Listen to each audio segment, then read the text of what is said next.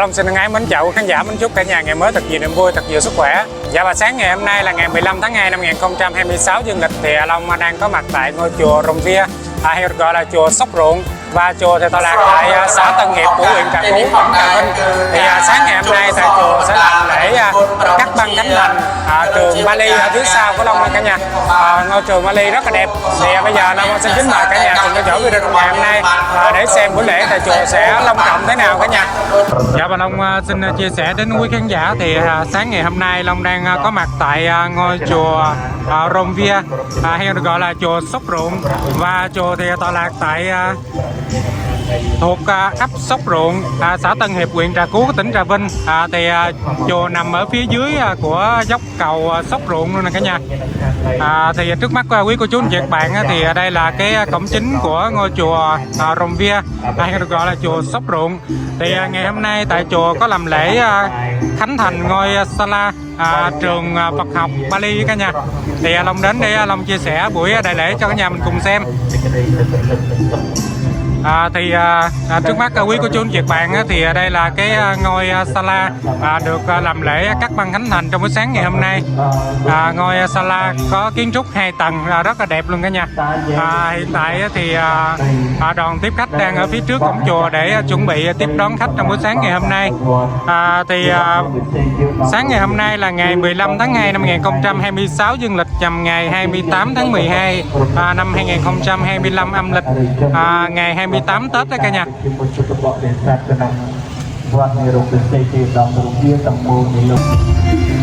Thì chia sẻ đến quý khán giả thì sáng ngày hôm nay thì Long đang có mặt ở phía trước cổng chính của ngôi chùa. Hiện tại thì Long thấy có quý sư đang đến để tham dự buổi lễ khánh thành trường Bali sáng ngày hôm nay. Thì bây giờ Long xin kính mời cả nhà mình cùng vào bên trong nha cả nhà.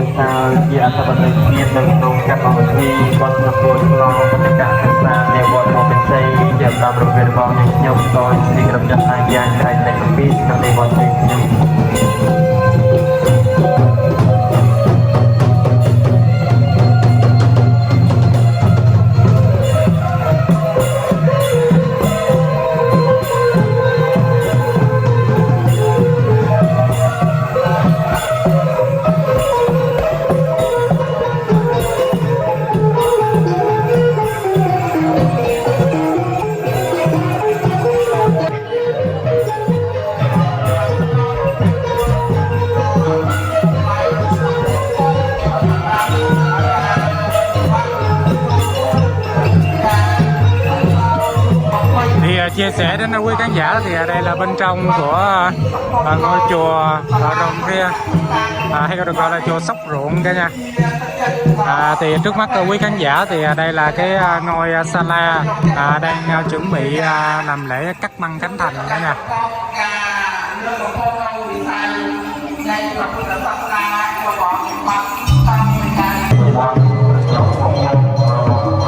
Chia sẻ đến quý khán giả thì đây là cổng tiếp khách của ngôi chùa trong ngày buổi sáng ngày hôm nay. Hiện tại thì quý sư Thạch Sóc San đã đến nha cả nhà, tham dự buổi đại lễ cắt băng khánh thành ngôi trường Bali trong buổi sáng ngày hôm nay cả nhà. Hiện tại thì đoàn tiếp khách đang vào trong để cung thỉnh quý sư ra khu vực lễ đài để làm lễ cả nhà.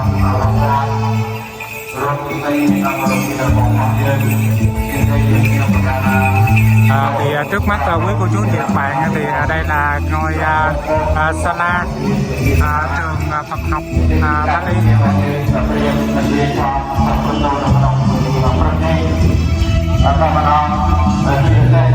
Thì chia sẻ đến quý khán giả thì đây là bên trong khuôn viên của ngôi chùa Rồng Vía, hay gọi là chùa Sóc Ruộng. Và trước mắt quý cô chú chị các bạn thì đây là ngôi chánh điện của ngôi chùa với lối kiến trúc rất là đẹp luôn cả nhà.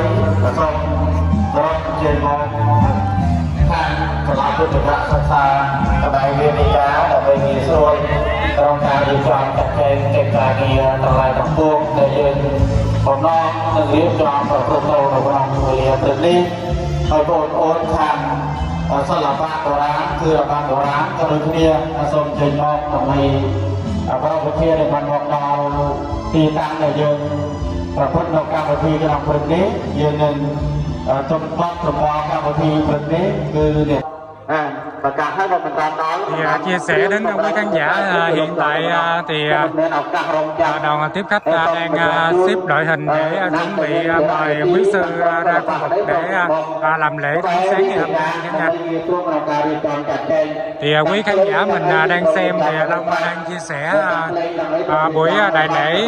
cắt băng khánh thành trường Phật học Bali tại ngôi chùa Romvia, hay là gọi là chùa Sóc Ruộng cả nhà. ខ្ញុំនិយាយតាមបរិបទនៅក្នុងមហាវិទ្យាល័យក៏ឡើងដើម្បីទទួលស្វាគមន៍ព្រះរតនានិមន្តនៃប្រពៃណីនៃពុទ្ធសាសនារបស់អង្គដែលអង្គបាននិមន្តមកចូលរួមជាកិត្តិយសនៅក្នុងការនេះបាទជាថ្មីម្ដងទៀតខ្ញុំបកាណាសូមស្វាគមន៍ព្រះរតនានិមន្តដល់ពុទ្ធរបស់ប្រពៃណីប្រសិទ្ធប្រពុតមួយលើដោយយ៉ាងនៃការប្រកបគណៈបការណាទុតិយៈរបស់ដែលបាននិមន្តមកកាន់វេទិកានៃមហាសង្ឃនៃចំប្រសិទ្ធកម្មវិធីក្នុងក្រុមប្រងប្រាក់សុខភាពរបស់ផងរបស់ព្រះវិទ្យាប្រាក់សុខភាពប្រចាំថ្ងៃហើយប្រកាសពីความរបស់ព្រះវិទ្យាដែរហើយកម្មវិធីប្រាក់របស់អង្គការហើយទីក្រុមរបស់លោកបានបានចូលហើយទីបាក់ហោបាក់មែនប្រពៃណីប្រពៃណីសដទេប្រពៃណីការចាវងវិទ្យាមរិយាតៃប្រពៃណីវត្តប្រាប្រពៃណីវត្តបាញ់បងមកដល់ដល់នៃប្រពៃណីប្រតិអន្តរាយនិងប្រពៃណីប្រាក់ប្រាក់ប្រាក់ប្រាក់ទីស្ថានទៀតខាងយកដល់ការប្រែសម្រាប់របស់យើងហើយសូមរាជាគឹមចន្ទថាជួយរៀបចំនិមន្តពុទ្ធវិជាតតតាមកាហ្វេដែលយើងបានត្រៀមរៀបចំជូនប្រទេសនៅក្នុងឱកាសនេះនិមន្តប្រពៃណីកងចំកដាលបានតែគុំបានមកខាងមុខមកខាងមុខហើយក្រុមជាយ៉ាំយ៉ាក់ស្វាតទៅក្នុងគ្នាខាងមុខរងចាំទទួលភ្ញៀវកិត្តិយសជាតិឆ្ងាយមកបន្តប៉ុន្តែយើងមិនចាំបាច់ប្រគំណាហើយក្រុមនារីដែលត្រូវកាត់កសែបូនៅអង្គុយទីនេះទៅអង្គុយកង់អីនៅខាងជើងហើយក្រុមរបស់បុរាណនៅខាងនេះមកខាងក្រោយវេទិកាហើយភ្លេងតន្ត្រីយើងត្រូវរៀបចំចំណងដល់សំខាន់ណាស់រៀបចំឲ្យក្រុមដើម្បីអង្គុយជាលក្ខណៈសិល្បៈធំភ្លេងធំលេងសម្រាប់តាមភ្លេងវិទ្យាតាមភ្លេងប្រពៃណីបុរាណសម័យយើងសម្រាប់ទាំងអស់ដើម្បីកម្មវិធីប្រព្រឹត្តទៅអញ្ចឹង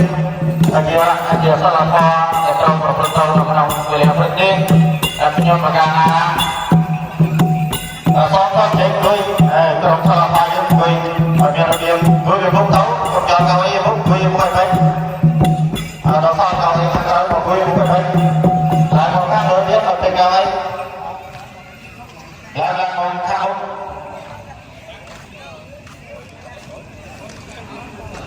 តាប់ប្រកាសដល់កម្មវិធីបើភ្លេងមិនមែនទេលោកចោលយើងមិនមែនឱកាសរំចាំនៅសូមជម្រាបជូនរបស់ក្រុមសិល្បៈយើងត្រូវត្រៀមទាំងអស់គ្នាហើយដើម្បីកុំឲ្យពេលវេលាយឺតយ៉ាវខ្ញុំបកាណាសូមអនុញ្ញាតអំពីប្រពៃណីដែលជាគណៈអធិបតីជាថ្នាក់ដឹកនាំនៃគណៈមន្ត្រីសង្ឃខេត្តនៅក្នុងឱកាសនេះ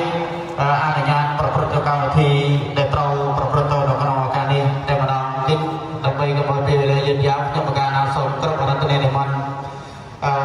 ប្រជាទុច្ចថានិមន្តឡើងកាន់វេទិកាចលនាក្នុងកម្មវិធីនៅក្នុងឱកាសនេះសូមគ្រប់អរតនេនិមន្តដោយសេចក្តីគោរព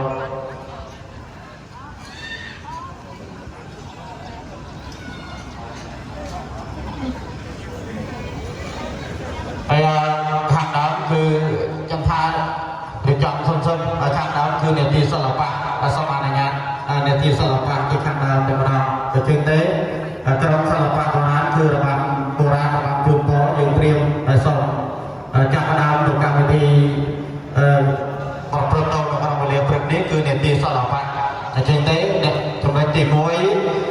បទទី1គឺរបាំជូនពរដែលជាលក្ខណៈបុរាណរបាំបុរាណខ្មែរយើងដែលប្រព្រឹត្តទៅប្រកាសប្រាប់ពីព្រឹកនេះក៏រៀបចំបន្តលោកចោល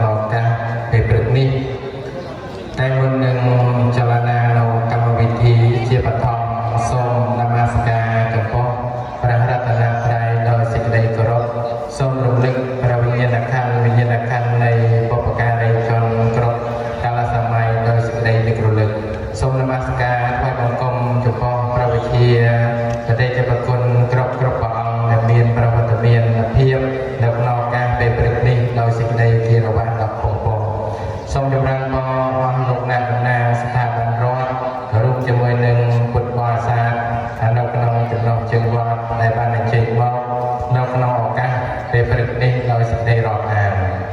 ជាដំបូងសូមប្រគេននឹងជូននៅខ្លឹមសារនៃកម្មវិធីដែលយើងនឹងប្រព្រឹត្តទៅនៅក្នុងឱកាសពេលព្រឹកនេះរួមមានដូចតទៅកម្មវិធីកាត់ខ្សែបូសម្ពោធសាលាពុទ្ធិកសិក្សា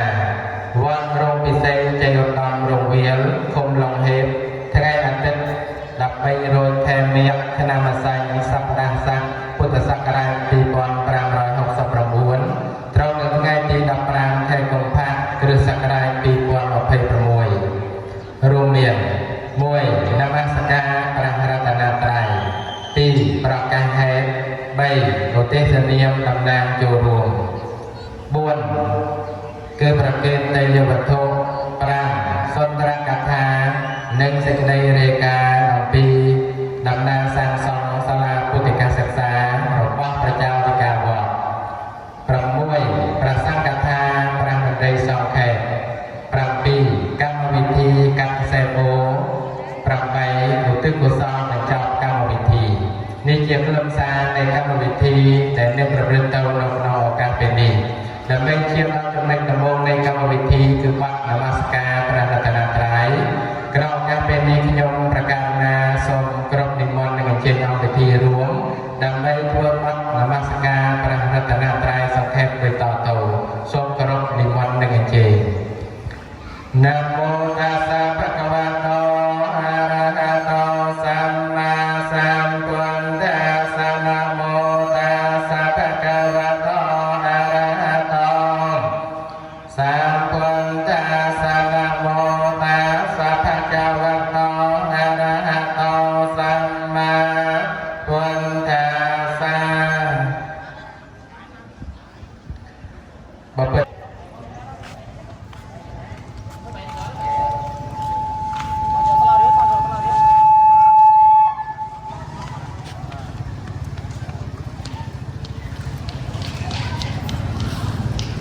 សូមអង្គពិធីអបអរសាទរ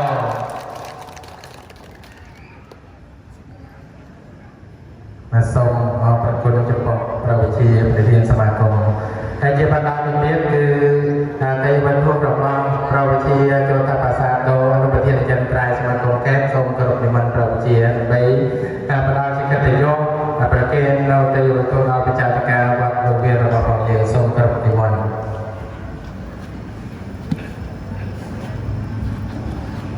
សូមអង្គពិធីអបអរសាទរ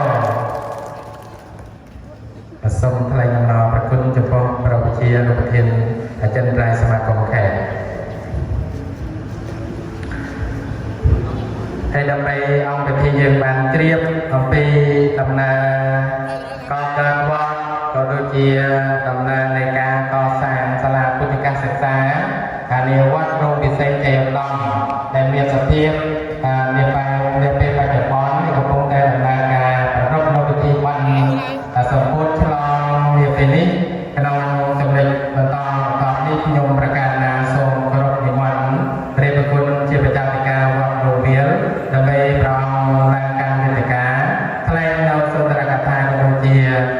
ធ្វើនៅសេចក្តីរាយការណ៍ប្រគេនជូនអង្គពិធីសូមគោរពនិមន្តព្រះប្រគុណដោយសេចក្តីគោរព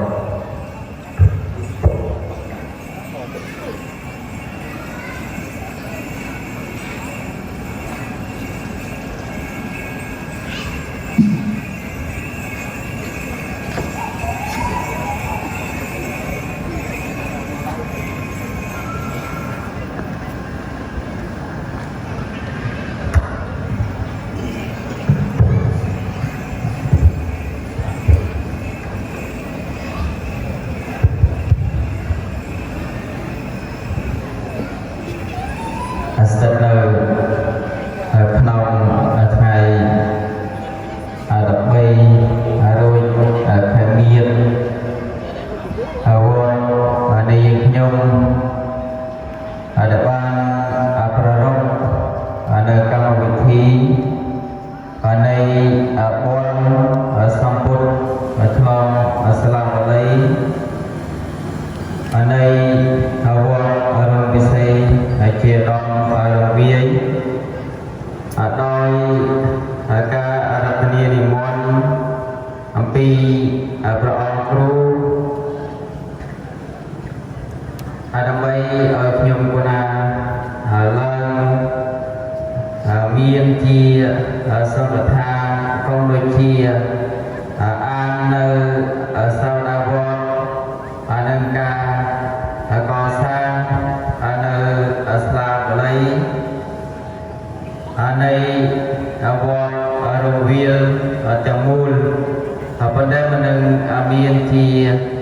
ថាកងដូចជាអាននៅសារាវត្តនៅក្នុងការកសាងខ្ញុំគណាសូមក្រាបថ្វាយបង្គំព្រះឧបជាព្រះកតេបណ្ឌិតអាចារ្យសេរីទេពសុខសាន្តដែលព្រះអង្គមានឋានន្តរសក្តិជាប្រធានសមាគមប្រសងសាមគ្គីស្នេហាជាតិខេត្តនិងសូមក្រាបថ្វាយបង្គំចំពោះព្រះឧបជាតិចវ័យ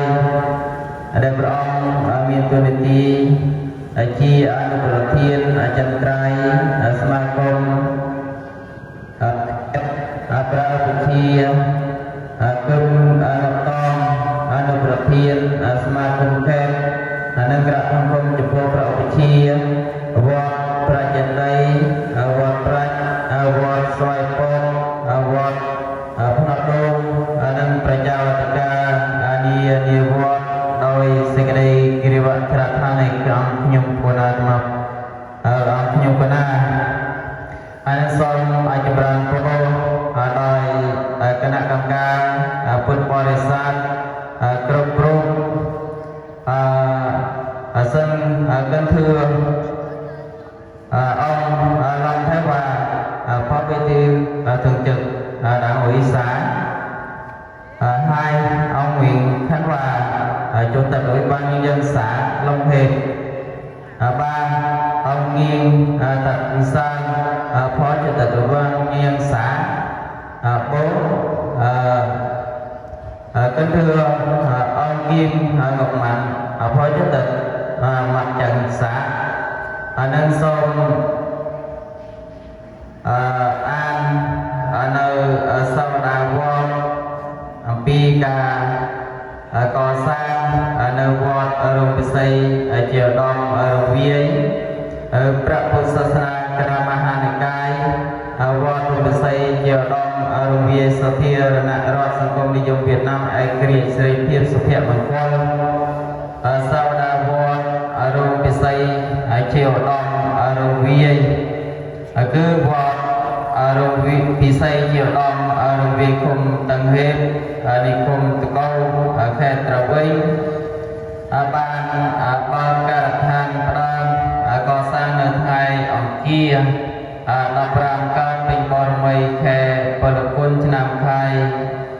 ចុះស័កពុទ្ធសករាជ2518ត្រូវនឹងថ្ងៃទី25ខែកុម្ភៈគ្រិស្តសករាជ1975នៅលើផ្ទៃដី22,140ម៉ែត្រការ៉េក្រមអធិបតីភាពរបស់ព្រះនិតិគុណអន្តថេតិជឿជាអគ្គមគតិវត្តឆ្លងកាត់គឺ5ចំណន់ប្រជាអធិការគឺ1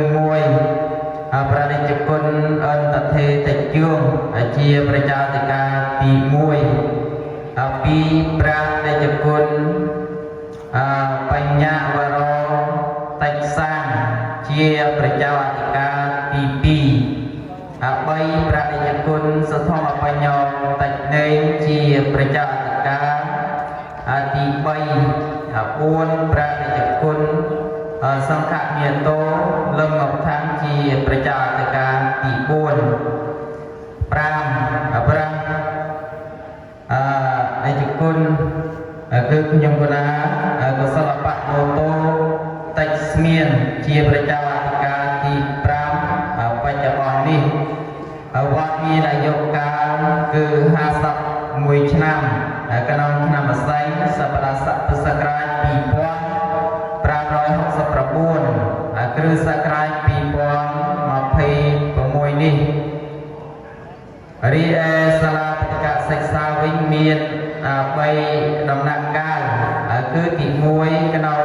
ឆ្នាំរោងអត្តស័កពុទ្ធសករាជ2520គ្រិស្តសករាជ2977បានកសាងសាលាបាលី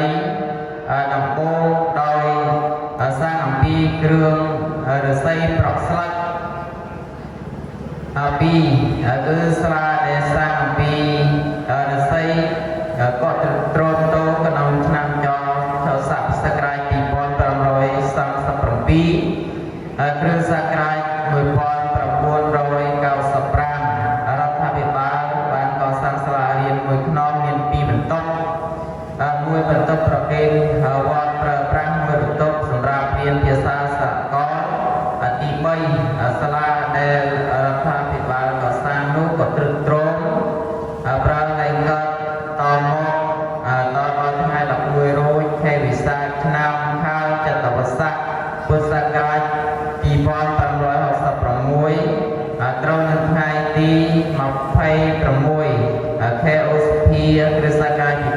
2022បានបើកការដ្ឋានចៅគ្រឹះកសាងសាលាបណ្ឌិតវិស្លាបតិកសិក្សា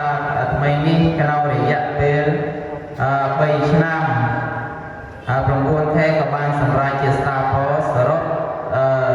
ថាវិការប្រហែល2300លានដុល្លារបពុតព្រះរាជគុណ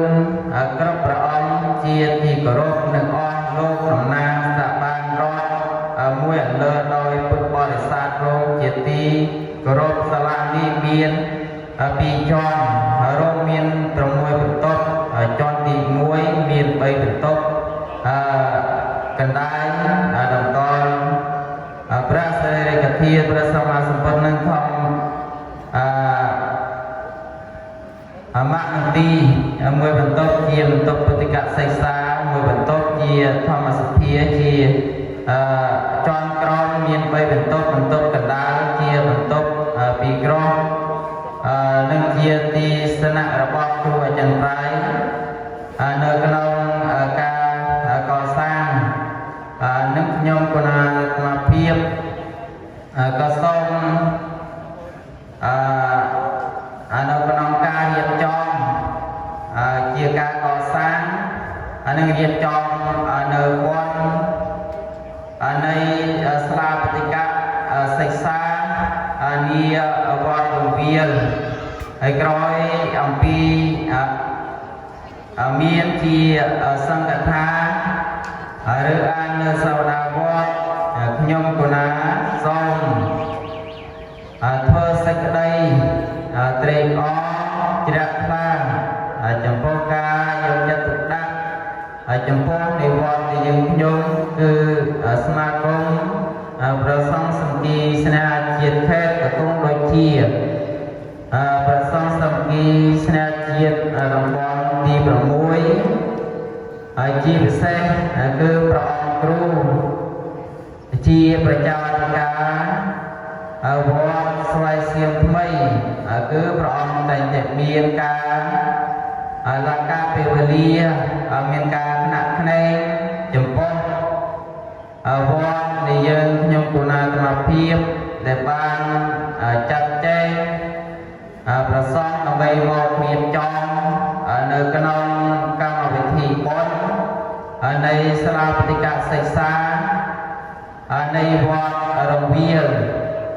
ហើយនៅក្នុងវត្តរង្វាលនឹងបែរជាលើកទី1ដែលព្រះអង្គមករៀបចំបានគឺព្រះអង្គមិនត្រឹមតែរៀបចំបានទេគឺព្រះអង្គលាបពណ៌មង្គលភ្លើងអុយទៀតមង្គលភ្លើងជុំវិញវិហារដល់ក្នុងវាខាងក្រៅគឺព្រះអង្គលាបពណ៌អុយឃើញថាមានសម្រស់ស្ថិរភាពគឺដូចថ្មីទៅទីកសាងអានឹងព្រះអង្គមិនត្រឹមតែមករៀបចំនៅកម្មវិធីប៉ុណ្ណេះទេថែមទាំងលាបពណ៌បោះសម្រាមបោចង្កយគ្រូនោះគ្រូចាតិកាទៅបោចង្កយហើយនឹងសូមថ្លែងអំណរគុណចំពោះការឧបត្ថម្ភគ្រប់គ្រងនឹងចូលជាកុសលដើម្បីកសាងនៅសាលាក្នុងនោះដូចជាលោកមីនាមរាហើយនឹងលោកមីនាមស្រីមីនាមធឿនដែលតែងតែឧបត្ថម្ភគ្រប់គ្រង តាញាតិញោមជាពុទ្ធបរិស័ទបានចូលជាកសោយកសាងស្លានិងឧបត្ថម្ភដើម្បីរៀបចំនៅសាលារៀបចំនៅវត្តជាពិសេសគឺមេជាមនាមស៊ីមគាត់តែងតែមានការអនុគ្រោះចំពោះញាតិតាពុទ្ធបរិស័ទcũngដូចជាប្រសងដែលកងនៅវត្តរួមពិសេសជាឧត្តមរំលាយគឺចម្រុះទាំងមូលនៅក្នុងការកសាងនេះគឺកាត់មានការអនុគ្រោះជាច្រើនដោយការយល់ឃើញនៃវត្តយើងខ្ញុំគឺមានចំនួនយាតាពុទ្ធបរិស័ទតិចហើយដូច្នេះក្នុងការកសាងតែមានការលំបាកហើយដូច្នេះកាត់មានការអនុគ្រោះទៅខែណាបន្តលុយគឺកាត់ប្រាប់កាត់មិនកាត់ត្រៀមខ្លួនឯងដើម្បីរៀបចំចាត់ចែងហើយដូច្នេះយើងយកគណៈអាភិបនៃយើងខ្ញុំគឺសូមថ្លែងអំណរគុណនិងអរគុណចំពោះ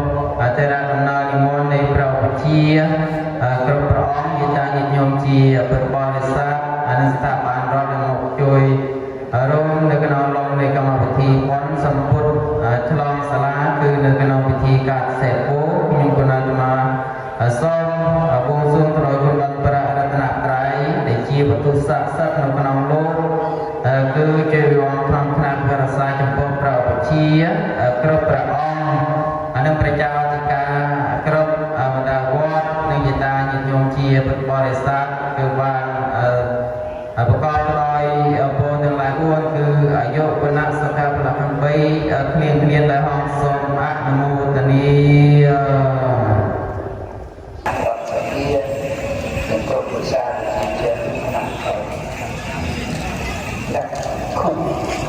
ជាដំណើរដល់នៅសេចក្តីចូលតារីថាវិញគេមិនតបសំស្រាប់នៅប្រព័ន្ធ Thì chia sẻ đến quý khán giả hiện tại bên trong khuôn viên của ngôi chùa quý sư đang làm lễ bên trong khuôn viên ngôi chùa cả nhà. Và đây là ngoài cổng tiếp khách của ngôi chùa. Hiện tại sáng ngày hôm nay thì Long thấy quý sư ở các chùa cùng với bà con Phật tử mình cũng hội họp về đây để tham dự buổi lễ các băng khánh thành ngôi trường Phật học Bali. Long thấy cũng rất là đông rồi cả nhà. Dạ, và ngày hôm nay là ngày 15 tháng 2 năm 2026 dương lịch, thì Long đang có mặt tại ngôi chùa Rồng Vía, hay còn được gọi là chùa Sóc Ruộng. Chùa thì tọa lạc tại xã Tân Hiệp, huyện Trà Cú của tỉnh Trà Vinh cũ, nay thuộc tỉnh Vĩnh Long cả nhà. ពិធីនៃឱកាសពេលនេះគឺពិធីកាត់សេវងសម្ពោធនៅសាលាពុទ្ធិកសិក្សានៃវត្តរងវាលខ្ញុំប្រកាសណាសូមជំនួសគណៈចាត់តាំងដើម្បីនឹងគោរពនិមន្តនិងអញ្ជើញសមាជិកភាពដែលចូលរួមជាកិត្តិយសសម្រាប់ការកាត់សេវងនៅក្នុងឱកាសពេលនេះរួមមាន15អង្គនឹងរូបដោយតទៅ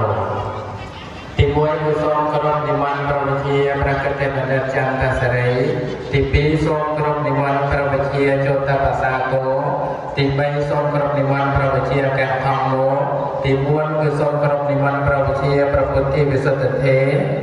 ទី5សូមគោរពនិមន្តព្រះវិជាស្រីវត្ថុ ទី6សូមគោរពនិមន្តព្រះវិជាឋានសម្បណ្ណោ ទី7សូមគោរពនិមន្តព្រះវិជាវិរិយធម្មោ 8សូមគោរពនិមន្តប្រតិបត្តិគុណកល្យាណការី ទី9ក៏សូមគោរពនិមន្តព្រះគុណថេញឹករូបជាមួយនឹងព្រះគុណគំថែ ទី10សូមគោរពនិមន្តព្រះគុណជាពឹកយើជាមួយនឹងព្រះគុណយ៉ាងសុឋាន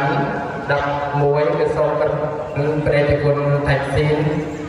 តំណាងក្រុមឧបជាទីបណ្ដាលដល់ទៀតគឺសូមគោរពនិមន្តចៅវិការរួមជាមួយនឹងគណៈកម្មការវត្ត ហើយនឹងសូមគោរពអញ្ជើញលោកអ្នកតារាការវិនិច្ឆ័យចំតขึ้นไปในบรรดานักศึกษาน้องเจ็บการทำทั้งทำผมจะได้สอนถึงตัวซึ่งจะต่อขึ้นไปเอาลังให้ว่าซึ่งจะต่อขึ้นไปคงเสียงให้ว่าซึ่งจะต่อขึ้นไปถ้าการที่ดีให้ส่งกรณีมาในกุศลประสาทโสภณโดยเกี่ยวกับเจนคณะกรรมการพุทธบริษัทแต่ว่าส่งเจนมาทางกระ นี้เราเป็นตีกัดกระแสโมต่างออกนี้gì đại biểu tham dự cùng với ban tổ chức để làm lễ các ban khánh thành ngôi Sala phòng học tại chùa Rồng Ven ngày hôm nay. Xong cái niềm ăn nên chị dạy dắt nó ăn cái rồi và xong không như vậy. Và bây giờ chùa Rồng Ven là một tình đi đó chỉ môi nâng cả ôn thất long lâu sớm tập hoa để quan và phòng dương bằng cỏ sang sắp ra chia sẻ thảo phố ở phòng và cả tình đi tiếng xong rộng chị anh chân xong rệp quân prao chia cả đôi chia lục đồng nàoสัตย์มาจากสัตย์เทียก็โดยไปหนึ่งเพื่อนเราไปที่แก๊งจักรไซโบสุโขทัยลองในโอกาสเป็นดีแต่ขยมประการนะทรงปักโกมาจากทะเลนิมันหนึ่งทรงไม่เจ๊เราเสด็จกรมกระมตีประการนะแสดงเราการนำโมตันเนี้ยทรงประเดชคุณประดองจึงเรานำการเป็นดีขยมประการนะกระทรวงกรมนิมันอันเจงเราบรรณาบรรณาหนึ่งกักเซโบสมบูรณ์ในสมัติภาพในวัดโรงเรียนมาพังเยอะทรงประสบไปสัตว์มออันเจนนะนโมตนีจันยันตาเปรติเดียมสักยานานาเกวังนาท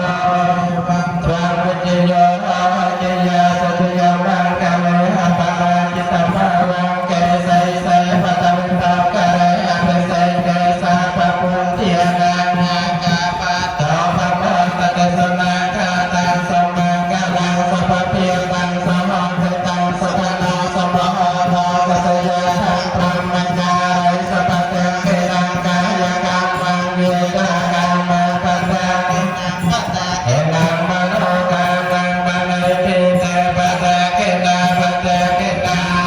บานาปัตตาเตปัตตาเกเนสมังนโมตนีอันนโมตนีปฏินโมสลาภนาปฏิกรรมศึกษาสองอันนโมตนี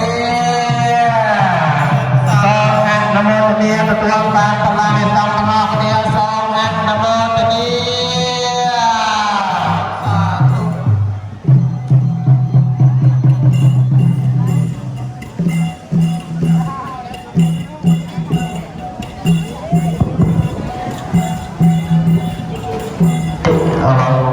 ไปแบบ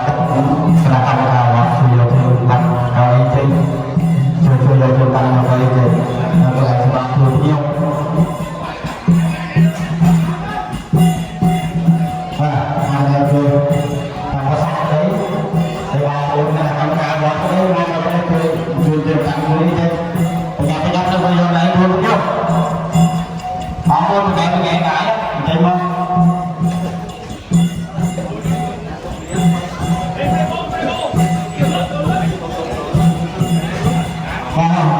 tunjukkan ini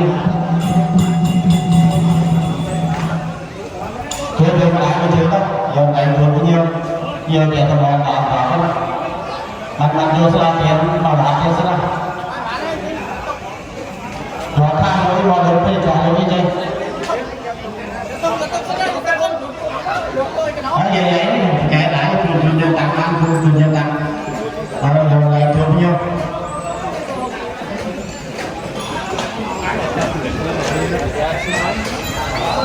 rồi dùng tay xanh. Dạ, bà chia sẻ đến quý khán giả hiện tại thì vừa cắt băng khánh thành xong, hiện tại quý sư cùng với quý Phật tử ở các chùa đang hội họp về đây để tham dự buổi lễ khánh thành ngôi trường Phật học Bali tại chùa Rồng Via hay còn gọi là chùa Sóc Ruộng cả nhà.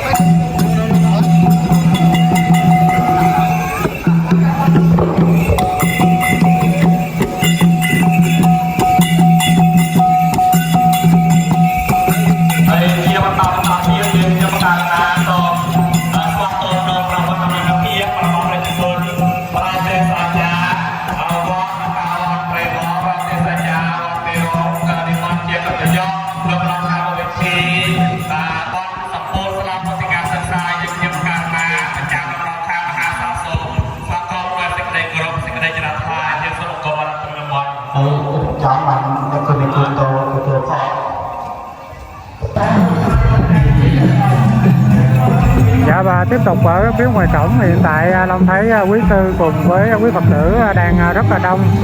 đang bắt đầu tiến vào bên trong khuôn viên ngôi chùa trong buổi sáng ngày hôm nay để tham dự buổi lễ cắt băng khánh thành ngôi trường Phật học,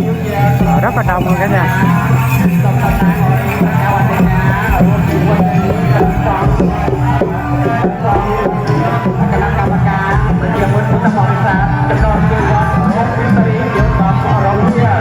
Dạ và buổi lễ được diễn ra vào ngày 15 tháng 2 là ngày hôm nay, là ngày Chủ nhật cả nhà, ngày 15 tháng 2 năm 2026 dương lịch.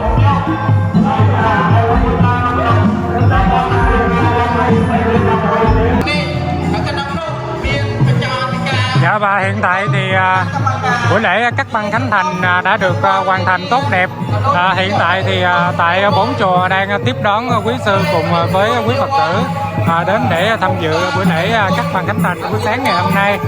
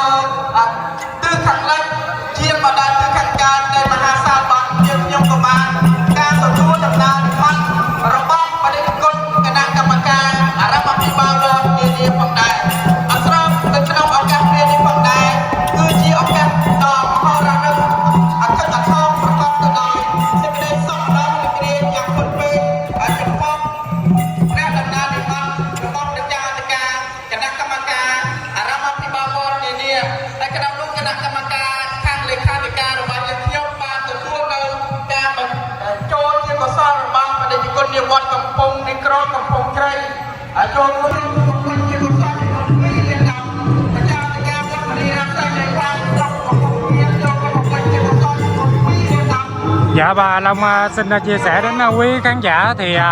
Wat Romvia hay gọi là chùa Sóc Ruộng được xây dựng vào năm 1783, được tọa lạc tại ấp Sóc Ruộng thuộc xã Tân Hiệp, huyện Trà Cú, tỉnh Trà Vinh Cũ, nay thuộc tỉnh Vĩnh Long cả nhà. Thì ngày hôm nay là ngày 15 tháng 2 năm 2026 dương lịch, thì Long đã có mặt tại chùa để chia sẻ buổi lễ cắt băng khánh thành ngôi Sala trường Phật học Bali.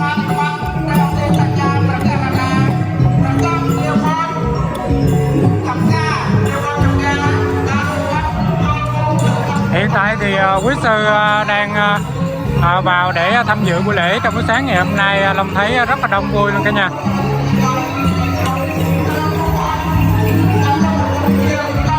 Thì bây giờ Long xin kính mời cả nhà mình cùng lên để tham quan bên trên của ngôi chánh điện ngôi chùa Romvia, hay được gọi là chùa Sóc Ruộng cả nhà. Thì như cả nhà mình đang nhìn thấy thì đây là ngôi chánh điện của ngôi chùa Sóc Ruộng.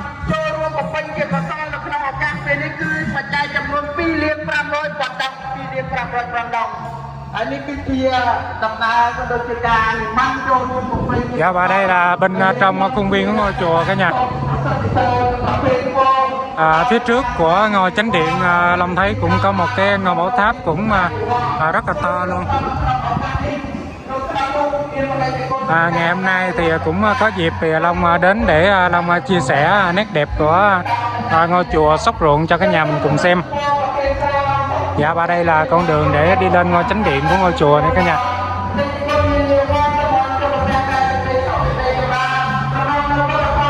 Thì chia sẻ đến quý khán giả thì đây là phía ngoài hành lang của ngôi chánh điện ngôi chùa Romvia, hay gọi là chùa Sóc Ruộng cả nhà, được tọa lạc tại Tân Hiệp, Trà Cú, Trà Vinh, nay thuộc tỉnh Vĩnh Long.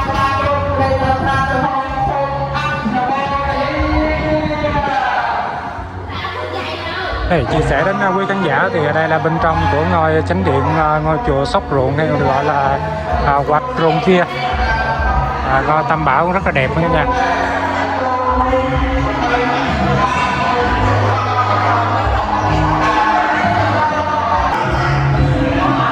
Dạ Dạ và quý khán giả mình muốn đến để tham quan ngôi chùa Rôm Vía hay được gọi là chùa Sóc Ruộng thì có thể đến tại ấp Sóc Ruộng thuộc xã Tân Hiệp, huyện Trà Cú, tỉnh Trà Vinh cũ này thuộc tỉnh Vĩnh Long cả nhà. Đang tâm bảo rất là đẹp cả nhà. Thì bây giờ Long kính mời cả nhà mình cùng ra phía bên ngoài để xem công tác đón khách của chùa phía bên ngoài cả nhà. Chia sẻ đến quý khán giả, hiện tại Long lại tiếp tục có mặt ở phía bên trong công viên của ngôi chùa để chia sẻ cái khung cảnh tiếp khách cho quý khán giả mình cùng xem trong buổi sáng ngày hôm nay. Thì sáng ngày hôm nay là ngày 15 tháng 2 năm 2026 dương lịch, thì Long đang có mặt tại chùa Rôm Vía hay còn được gọi là chùa Sóc Ruộng.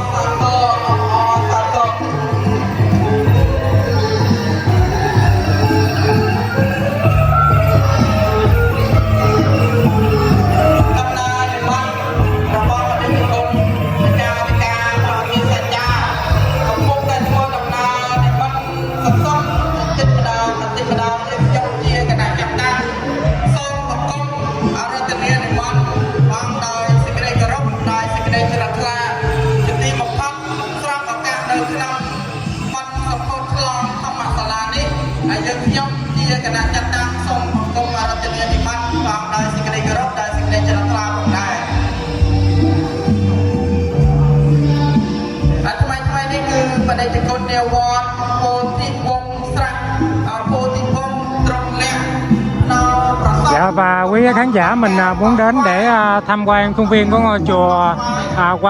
Rôm Vía hay còn được gọi là chùa Sóc Ruộng, và chùa được thành lập năm 1783. Chùa thì tọa lạc tại ấp Sóc Ruộng, xã Tân Hiệp, huyện Trà Cú, tỉnh Trà Vinh. Ngày hôm nay tại chùa có khánh thành ngôi Sala, trường Phật học Bali. Long đến để Long chia sẻ cho cả nhà mình cùng xem. Thì chùa cũng thuộc vùng sâu vùng xa, nếu quý khán giả mình có lòng phát tâm muốn cúng dường thì có thể đến chùa để